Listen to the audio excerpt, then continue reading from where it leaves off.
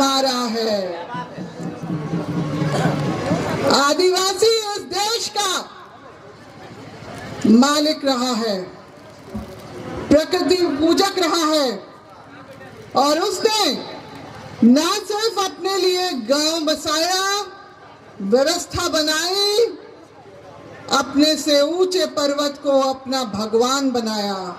मरांग गुरु, पहाड़ देवता, जहां हमारी आस्था है, जहां से हम शक्ति लेते हैं, जहां से हम ज्ञान अर्जित करते हैं, वो हमारे संसार को चलायमान करते रहे हैं। हमारी अपनी रूढ़िवादी परंपरा रही है जो हमारी विशेषता रही है और इसीलिए अंग्रेजों ने जिनके पूरे विश्व में राज किया, क्यों कर यहाँ के भूभाग के आदिवासियों के सामने उनको घुटने टेकने पड़े। CNT act, SPT act, Wilkinson rule आखिर क्यों बनाया? हमारी अपनी पारंपरिक सामाजिक व्यवस्थाओं को बचाए रखने के लिए, क्योंकि अंग्रेज भी समझ चुका था कि आदिवासी जो स्वाभिमानी है वो संकोची जरूर है मगर स्वाभिमानी है। जल जंगल जमीन उसके लिए जमीन का टुकड़ा नहीं, उसके स्वाभिमान का हिस्सा है। हमारी अपनी परंपराएं जो पूरे देश भर में चली, जो हमारी व्यवस्थाएं चली, जो हमारे अगुवाओं ने, क्रांतिकारी अगुवाओं ने जल जंगल जमीन की और अपने स्वाभिमान, अपने अधिकारों की रक्षा के लिए जो लड़ाइयां लड़ी, उसके तहत ही हमको अंग्रेजों ने शेड्यूल जो गवर्नमेंट ऑफ इंडिया एक्ट 1918 और 1935 के अंतर्गत हमारे जो इलाकों को चिन्हित किया अनुसूचित क्षेत्रों के रूप से।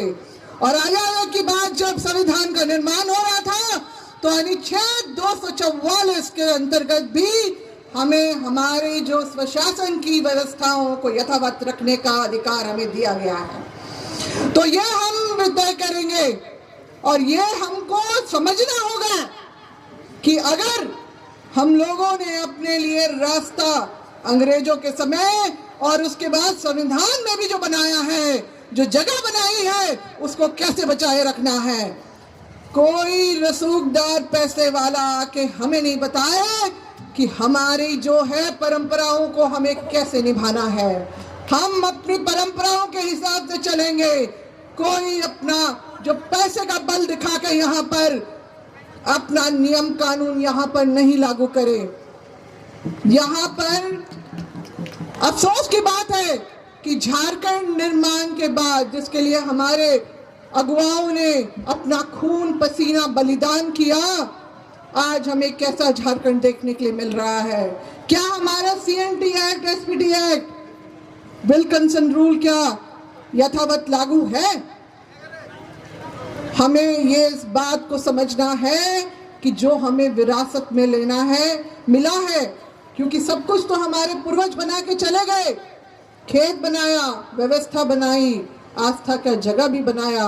अब बचाने की जिम्मेदारी हमारी है।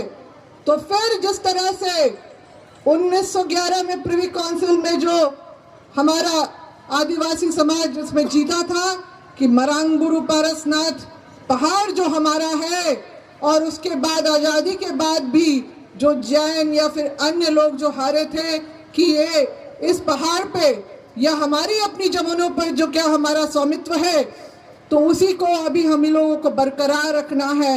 हम लोगों को समझना है कि हमारी विरासत क्या है और उसको कैसे बचाए रखना है। आज इस महाजुटान में सिर्फ संताली नहीं, यहाँ मुंडा उरांव हो और बाकी समाज के भी लोग यहाँ आपका समर्थन, हम लोग यहाँ पर अपना विरोध जताने के लिए आए हैं, बताने के लिए आए हैं कि ये जमीन हमारी है, ये पहाड़ हमारा है, ये विरासत हमारी है। इसको बचाने का हम लोग जो है जी तोड़ कोशिश, जो भी अगर कानूनी लड़ाई फिर से लड़नी होगी तो हम वो भी करेंगे। और साथ ही साथ हम राज्य सरकार के साथ केंद्र सरकार को भी हम ये बताना चाहते हैं कि चेत जाएं, समझ जाएं, नहीं तो आने वाला वक्त सबके लिए मुश्किल होगा। क्योंकि आदिवासी समाज को, जैसे कि पूर्व की वक्ता ने कहा कि यहाँ पर राजनीति से ज्यादा हमारे अपने सामाजिक अगुवा के ही निर्देशन पे चलने की बात है। तो हम लोगों को और हमारे राजनीतिक जो हमारे धड़े हैं उनको इस बात को समझना होगा, और जो भी विधायक जनप्रतिनिधि हमारे साथ धोखा करे उनको उनकी जगह भी बतानी होगी। क्योंकि जिस समाज के बदौलत वो यहाँ पर पहुंचे, सदन में पहुंचे, बात रखने लायक हुए, अगर वो उसकी अस्मिता, उसका आधार, जीवन आधार और उसका अस्तित्व बचाने में अगर वो सक्षम नहीं है तो वो उस जगह में बैठने के लायक क्या, वो समाज से बहिष्कृत होने के उनका जो है एक अंजाम यही हो सकता है।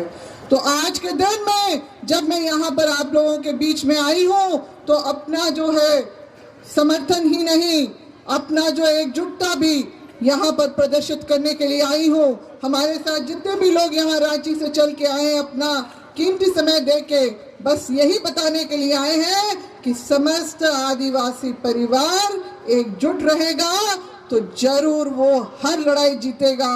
फिर ऐसे पैसे वाले जो समुदाय जो कहते तो हैं कि त्याग हमारा जो है धर्म का आधार है, मगर उनके ही जो मुनि, जिस तरह से उनकी बोलियां हमने सुनी वीडियो पे, तो नहीं लगता है कि वो त्याग नहीं, वो अत्याचार के भागीदारी बन रहे हैं, वो आडंबर के भागीदारी बन रहे हैं, वो अभिमान जो उनके मन से, जो एक मुनि के मुंह से जो जिस तरह का मार्गदर्शन होना चाहिए, क्या उसी पे जैन समाज चल रहा है? हम ये सवाल करना चाहते हैं।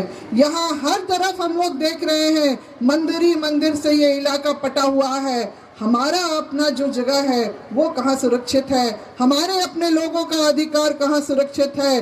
जो इस देश के राजा रहे, जो इस इलाके के राजा रहे, उनका अधिकार कहाँ सुरक्षित है? तो इसके लिए समस्त आदिवासी समाज को आगे आना होगा, सबको आगे आना होगा और बताना होगा। यही वक्त है सबको चेताने के लिए कि आदिवासी को मत छेड़ो, नहीं तो फिर आने वाला वक्त तुम्हें सबक वो सिखाएगा कि तुम क्या हो, ये तुम ये भी भूल जाओगे और सिर्फ आदिवासी को ही याद रखोगे।